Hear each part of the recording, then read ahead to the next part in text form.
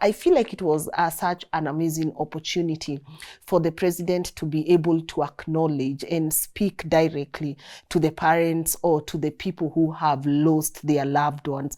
The president showed no remorse, especially when it came to the loss of lives. And just remember, guys, not only have we lost people in these protests, but there are a lot of people who are also missing.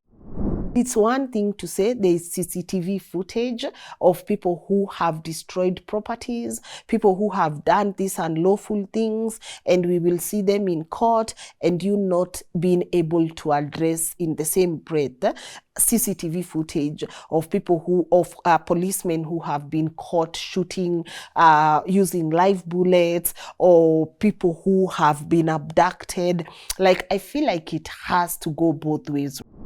There was this tone and there was this feeling that you guys have rejected this finance bill and you are going to pay a heavy price for it. It's like mtajua, you know, nile mtajua. You guys, honestly, you have no idea what you've just done. You've messed this country. And mtajua, there's no way you as an MP, you are going to vote for a bill that your people are telling you we don't want this bill, and then have the president term you as someone who has the best interest of this country. Are these MPs president's MPs, or are they people's MPs? 24 people dead. Your Excellency, do you have blood on your hands? I have no blood on my hands. What did you tell the mother of that boy? That boy is alive, right? No, it's not. Kennedy Onyango died. He's died. And the one thing that many of them were saying is, when will he stop lying? That is your assessment because you have never associated the truth with me from the beginning. Hi guys, now did you happen to catch the roundtable conversation between the president and our three amazing journalists? And I feel like there's a lot of reaction towards that, and a lot of people feel that they were not satisfied with the way the president handled that conversation. And among so many other things that we will definitely touch on in a few was that there was absolutely no remorse in the president's remarks, especially towards a loss of life. And what I observed was, I personally watched the whole interview. I think I've watched it a couple of times.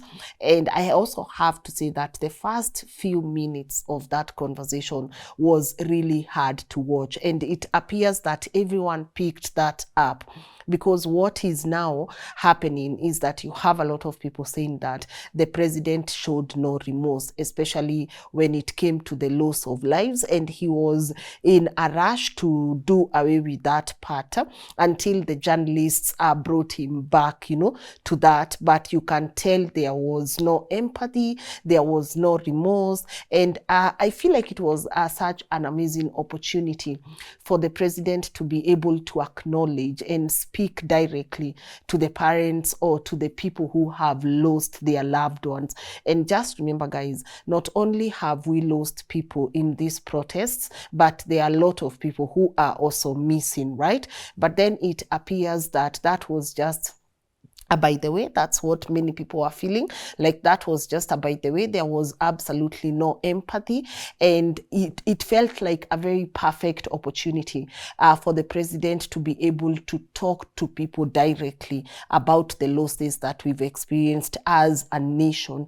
And I remember also it appeared that the journalists were really giving him first-hand information that he might have lacked, especially when we were talking about the 12-year-old boy who was shot 8 times. You would see the president struggling to think, is he dead or is he alive? I mean, it would be really hard for a 12-year-old who was shot 8 times using live bullets to be alive, and the president actually thought the boy was alive. So we witnessed a moment where the journalists are actually giving him first-hand information. What did you tell the mother of that boy? That boy is alive, right? No, it's not. Kennedy Onyango died. He's died. And that only went into showcasing, or that only went into showing how little information the president has about what is going on. And in this case, you tend to wonder, who is failing who? Because if your advisors, or if the intelligence, or even if you as the president, because you tend to show people you know what is going on, but on the other hand, you are missing very sensitive details. And I think the saddest part was to see him struggle with that part, instead of just admitting, I don't know, and just, showing empathy, and just just telling the parents, or telling the people who have lost their loved ones, yes, this has happened. It's very unfortunate. He said that later on, but you could tell it's after being pressed by the journalists. Talk to the people, talk to the parents who have lost their loved ones. What do you have to say? Like, that was really hard to watch, especially him not even being aware of very sensitive details. That's really paining everyone, because I don't think the 12-year-old had to die. Honestly, there is no justification in the use of live bullets. And also, when he was asked a question on the extrajudicial killings, and he kept insisting that I said, there was a pattern in this conversation, and it was more of, I'll tell you one thing, no, I'll tell you three things, and then after the three things, nothing is being said. Because if people are asking you about the extrajudicial killings in our country, and you have your vice president like saying, yeah, we might possibly be back to this, and then when you are asked, why did your vice president say this, you say the vice president is not there, so you can't possibly speak on behalf of the vice president. It shows a lot of gap, because he is your vice president, so this is your representative. And if he went and made so many remarks, you should actually know, because if you are saying one thing and he's saying another, and you guys are leading the same government, I think it would only be fair for you to ask your vice president, why did you say this? It wouldn't be okay for you to tell the journalist that the vice president is not there, so we cannot talk about what the vice president said. The vice president is a representation of you. So if he went and made remarks, and you are not okay with the remarks that he made, or maybe you're okay with the remarks that he made, I think it's only fair that when you're communicating this with the journalist, you're also able to answer, right? So we've talked about, the lack of remorse. We've talked about having like a lot of loopholes in what he knows and what he doesn't know, and him trying to justify that with, I'll tell you three things, and then at the end of three things, there's actually not much that has been spoken. I loved that the journalists also touched on the abductions that are happening in the country, and I think we witnessed the abduction of former MP Alfred Ketar, and when they asked, I loved that they posed that question to the president, and when they asked him about that, he said there's a whole difference between an abduction and an arrest. I think the police issued a statement, and they said that they had issued an arrest warrant, I think, because to incitement, and also I think it's trafficking firearms. That's what Ketar is being accused of. But then when I remember when he was asked about the way this abduction was handled in front of the children, in front of the wife, in front of everything, he said, if this had been communicated to you earlier, then you'll simply get arrested. But it's how that arrest looks like, I don't know what you guys think. Like, I don't know if there's a difference between an arrest and an abduction. I don't know what you guys think, but in the president's defense, he said that that was actually an arrest. And I also remember he did not quite address the other abductions that are happening in the country, because you see, it's one thing to say there's CCTV footage of people who have destroyed properties, people who have done these unlawful things, and we will see them in court, and you not being able to address in the same breath CCTV footage of people of policemen who have been caught shooting using live bullets, or people who have been abducted. Like, I feel like it has to go both ways, right? But overall observation was how now this whole finance bill is being, I don't know if it's been now a scapegoat, because there was this tone and there was this feeling that you guys have rejected this finance bill and you are going to pay a heavy price for it. It's like mtajua, Nile mtajua. You guys, honestly, you have no idea what you've just done. You've messed this country, and mtajua. Like, this finance bill was the saving grace. And because now Kenyans have said no to the finance bill, so tutajua.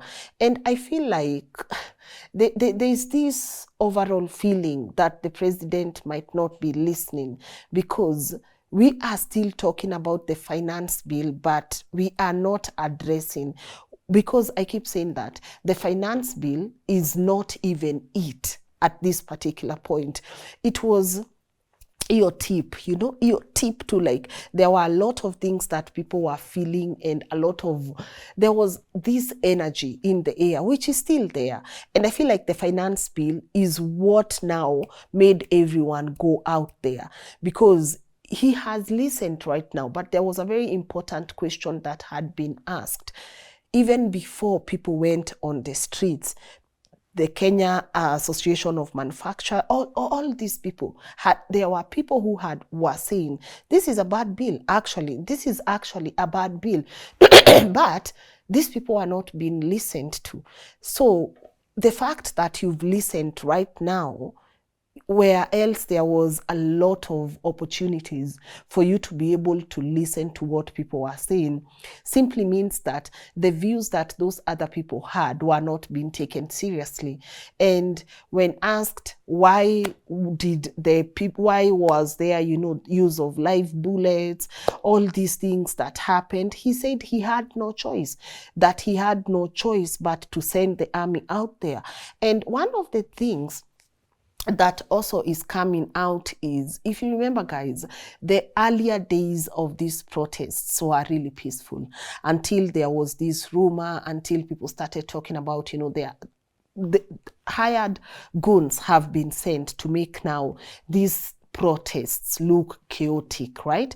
And so by the time the president is even sending the army out there, I think when you go early in the morning to this mandamano, so early in the morning, after people have not even started gathering, but then there is this intimidation, there are these buses, there is this here and there. Obviously, people have not even started the mandamano. So you can't say that uliweka tu hapo just in case. It was there to serve a purpose. And if you remember, the earlier days of these protests were really peaceful, but also people were met with tear gas, they were met with rubber bullets, they were met with live bullets. So you now tend to wonder, by the time it's climaxing, honestly, I don't know what you guys think. There was also this overall feeling of listening with the intent to respond and not hear what these people are really telling you. You keep taking us back to what you've done. You keep taking us back to the companies that are operating in Ruiru. You keep talking about the job, how other people, how Kenyans have gotten jobs abroad, the transfer of labor. And one of the comments I saw was someone saying, we are not even interested in going to work abroad. We want to work here and be with our families.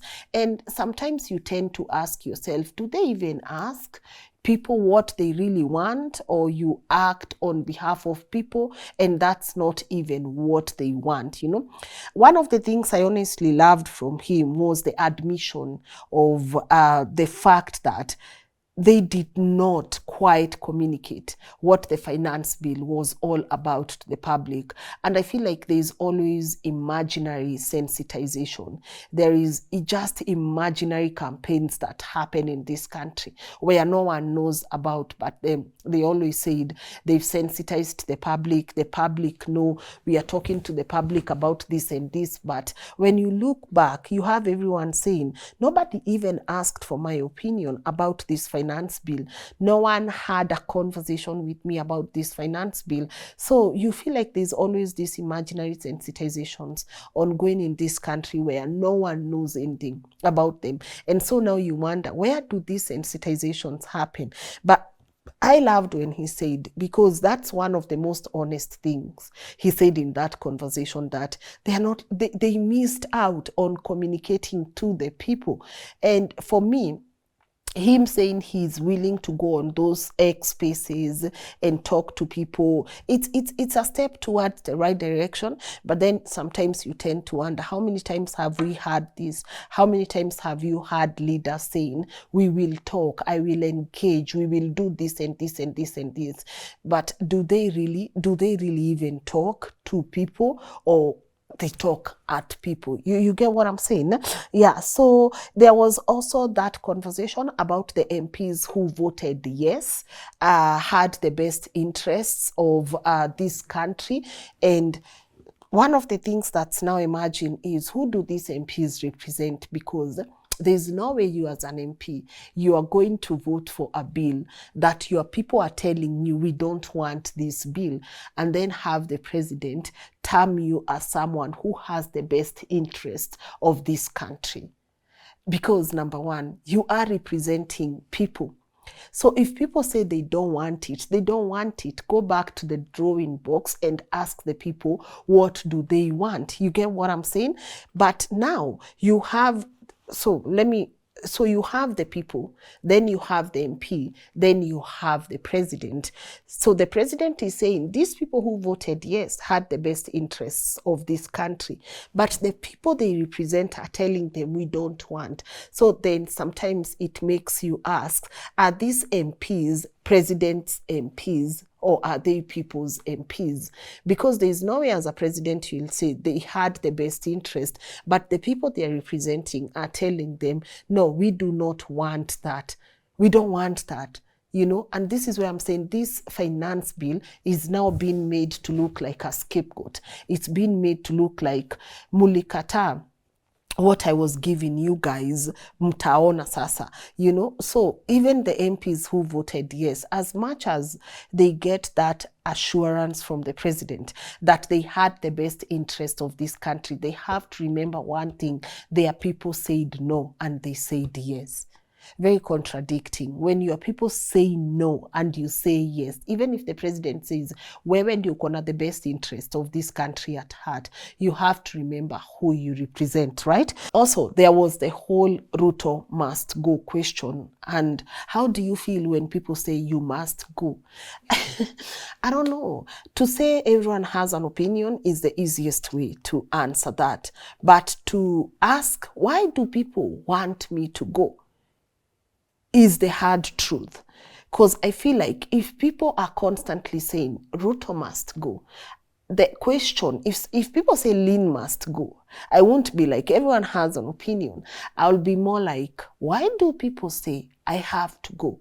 What is this that I'm doing that is really irritating people? Questions as, when people say you must go, what do you think? Or when people ask when you will stop lying, you know, to you know, there's always this thing that happens when you are confronted with the truth.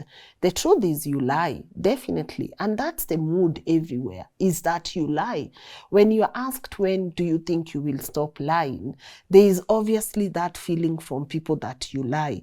Because it's always, I will do, I will do, I will do, I will do. Not more of, I have done, I have done, I have done, I have done. It's always, I will do, I will do, I will do, I will do. So when confronted with the question of why do you think people are saying Ruto must go, or when do you think you'll stop lying, you can't be like everyone has an opinion. It's the mood, it's the general mood around, and people are feeling this because of a particular reason. And for you to just dismiss that when it's it's everything people are saying, honestly, that shows even you yourself, you've not come in terms with the truth of what is happening, right? But I saw a couple of people also who said that the president needs to be given time. He inherited this country and debts had accrued 10 years, and now it's almost time to pay back. And they say, where do we expect the president to get money from?